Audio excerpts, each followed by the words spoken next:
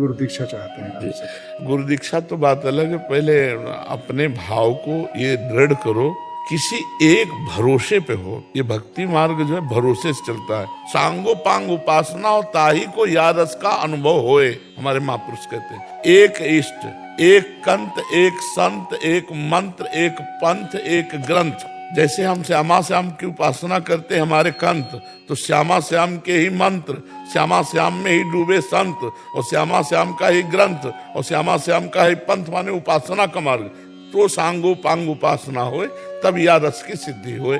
यह देखनो है कि उनको हियो कहाँ ठहरानो, ताको गहनो। समझ पा रहे हो? तो जब हमारे से दीक्षा लेने की बात आएगी तो आपको पहले ये देखना है कि इनका उपासना का स्वरूप क्या है, क्या तरीका है, कौन से मार्ग के प्रतीक हैं, क्या उद्देश्य है। ऐसे से ऐसा किसी को गुरु नहीं बनाना चाहिए, प्रवचन सुनकर गुरु नहीं बनाना चाहिए, क्योंकि प्रवचन तो सार्वजनिक हो रहा है।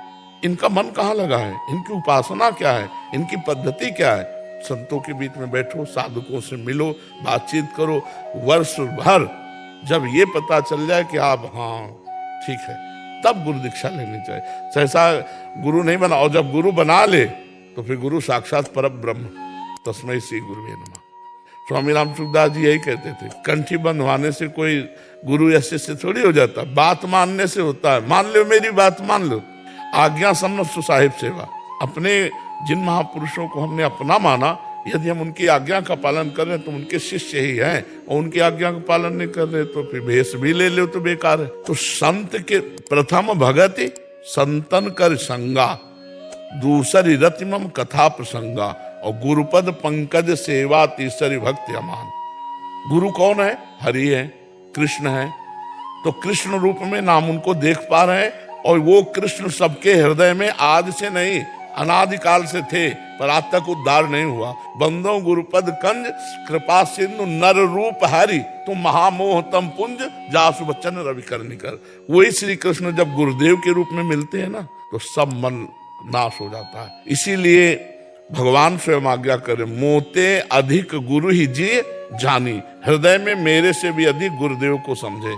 तो श्री कृष्ण हमको डांटेंगे नहीं, श्री कृष्ण हमको प्रगट में आकर के समझाएंगे नहीं, लेकिन श्री कृष्ण जब प्रगट गुरु रूप रख लेंगे हमको समझाएंगे भी, और उनकी दृष्टि में दृष्टि मिलाकर हम बात भी कर पाएंगे। हम पहले भगवान को गुरु माने और भगवान से प्रार्थना करें कि हमें आप अपने उस रूप में ले जाओ जहां प्रगट रूप में गुरुदेव बनाने से हमारा कल्याण हो जाएगा। बिना प्रगट गुरुदेव के चाहे शिव बिरंची सम होई, गुरु बिनु भवनिधि तरे न कोई।